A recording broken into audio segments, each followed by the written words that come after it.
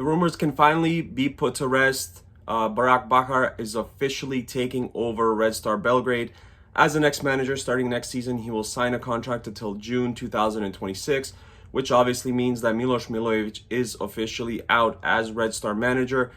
I'll try to get to Milos Milojevic a little bit later on, but I wanted to discuss Barak a little bit. Basically won 3 straight titles with Beersheva, and then he's won 3 straight titles with Maccabi Haifa.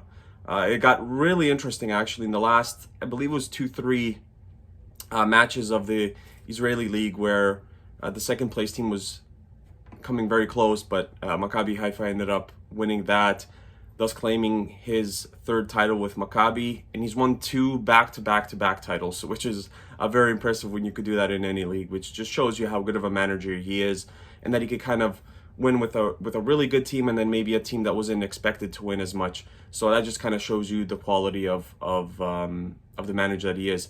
Played Europa League twice with Beersheva in 2016-17, beat Inter Milan twice, and drew Southampton twice. Lost to Besiktas in the knockout stages, and then he's also beaten Olympiacos and Red Star in Champions League qualifying this past season. So those are kind of like his accomplishments in the last little while. Obviously, Red Star fans should be very familiar with him. Obviously, the manager of Maccabi Haifa when we did face them in the last round of Champions League qualifying, where we did come up short in a match where Maccabi Haifa just took their chances and they scored in the worst possible times for Red Star, and deservedly went to the Champions League. I said it then. They were just much better in terms of conditioning and the philosophy that the manager put forth and the way that the players kind of reacted to that, to synchronized work as one. They played excellent football, and they had some good matches in the Champions League as well, if I'm not mistaken. So the one thing that we kind of need to know about Barak is when he signed his extension with Maccabi Haifa, he made sure that all his staff got extensions as well. So interestingly enough, he is bringing his staff to Red Star with him.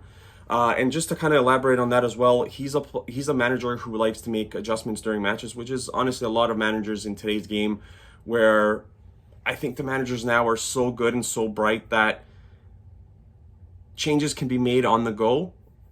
Now 3-4 years ago, we didn't have iPads on the bench with the assistant coaches. Well, now we do have that, and it's very easy to play everything back and to kind of tweak things along the way. So he's known as someone who takes into consideration everything that his assistants tell him during the match. So if they see something that maybe Barak doesn't see and they point it out to him, he kind of takes everything into consideration and then comes up with the final decision of what he wants to do going forward, if he wants to kind of tweak anything going forward. So he's a manager who's open to that. He's open to listen to his assistant coaches, which is great. I honestly couldn't tell you if Milos Milojevic or Dan Stankovic did that. I know that when Dan Stankovic first showed up at the club, Milos Milojevic was the kind of that guy for him, where he would often be in his ear telling him, do this and do that. So kind of similar to that, I guess.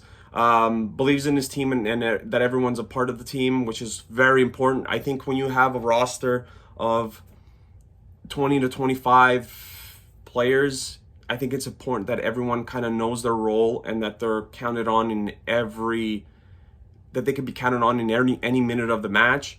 You might not play a lot, but you might be thrown on in the 75th minute of a very important match where you need to do your job. And I think that's very important. I think it's very important for players to know that they're counted on. And I fully expect some players to leave the club at the end of this season. We know about the players that are coming. I've talked about that in past videos. Marko Stamenic, Olainka. Obviously, we're going to need a new center forward, so we'll see how that goes. So I think it's very important for players to know kind of where they stand. Loves fast players, high press, and looking for opponents' mistakes to capitalize on them, which, again, very familiar with Maccabi Haifa and the way that they played against us. I think the fast players part, the fact that he likes players with some speed, I think we have that in Bukhari. We have that in Stefan Mitrovic, who had an okay first season. I think with Olainka coming, we're going to have some more of that as well. I think Kangwa is a very fast player as well. The high press part is going to be interesting because apart from Pesic at some points this season, I don't think we did a lot of that. Just because Katai and Ivanic don't have that speed where they can kind of close down defenders and goalkeepers when they do have the ball. So I don't think we did a lot of that, which is something that I've always, even when I was younger, I always thought that players and teams should do a lot more than they actually do.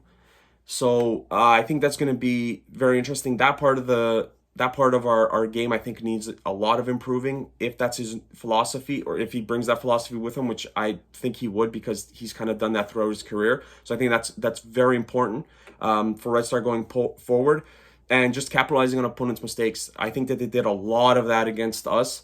I haven't watched too much Maccabi Haifa apart from when I did play at Red Star, but I think making opponents make mistakes and then capitalizing on those mistakes is essential part of the game. And when you do press that high up the pitch, at some point the opponent is going to make a mistake. Now, whether you take advantage of that or not, it's a completely different story. But when you do have that press, it puts obviously the opposing team under pressure, and therefore they become more vulnerable to making a mistake. And that's where you got to kind of pounce on it, and that's where you need a center forward who could put the ball in the back of the net on a consistent basis. So I think that's something to kind of watch for as well. And I think we'll notice that if we do that, we'll kind of notice that right away, because that's something that's, I think, very noticeable in a team's match, the pressing, and then trying to capitalize on that. Loves attacking football, which obviously Red Star saw very clearly in their two matches. Doesn't like to defend, therefore looks for alternate ways to attack opponents. So he's going to show you a little bit of everything attacking wise. And again, Red Star saw a lot of that.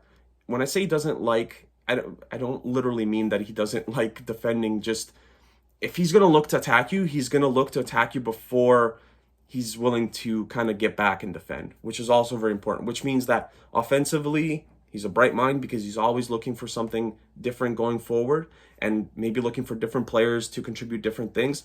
I think for Maccabi Haifa, for example, I think it was Ali Mohammed I thought he was exceptional in the first game.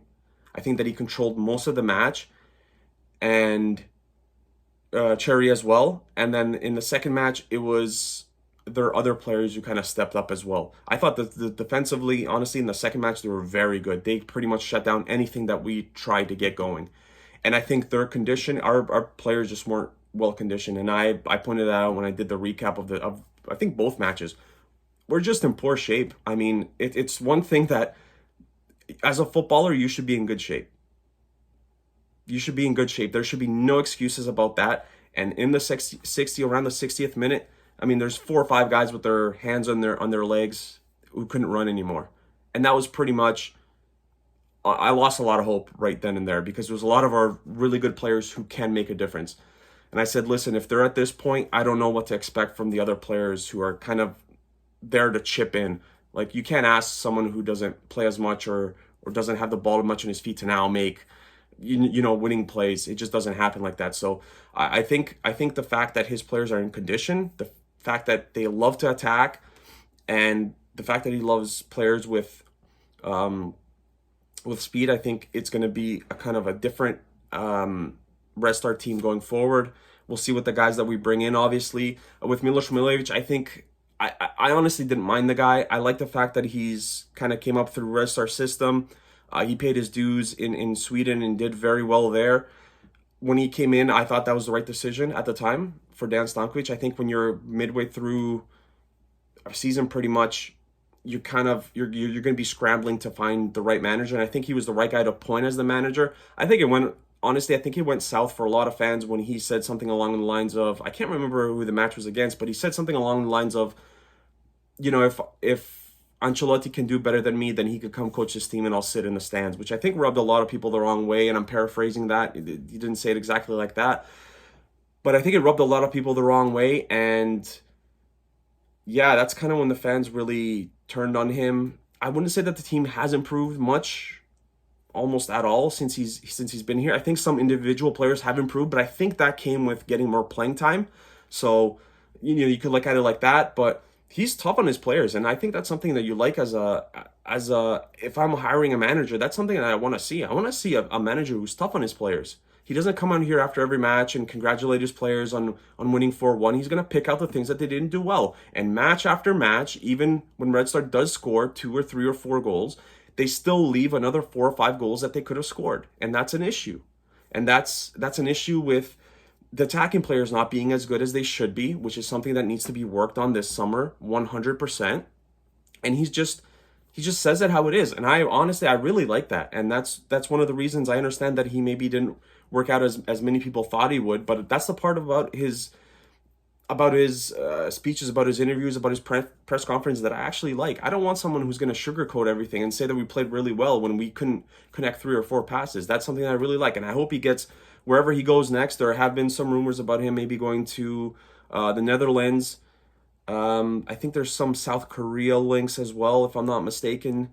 So wherever he goes next, I wish him all the best, and he deserves another chance for sure because he did a good job in Sweden. The pressure is high at Red Star. Like if we're gonna be serious here, the pressure is at an all-time high now with guaranteed Champions League football, with the guaranteed group stage, and I don't think that the pressure really got to him because I never saw a guy who was really crumbling, but the results have to be there. So yeah, that's just my take on Milos Milevic. I hope he gets another shot. I hope he makes it to the, top 5 leagues in Europe.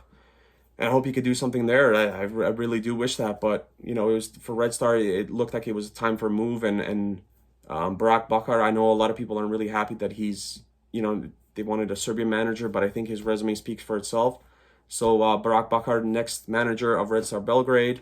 Would love to know what you guys think. So let me know in the comments. Subscribe to the video, subscribe to the channel, like the video. So yeah, new manager for Red Star.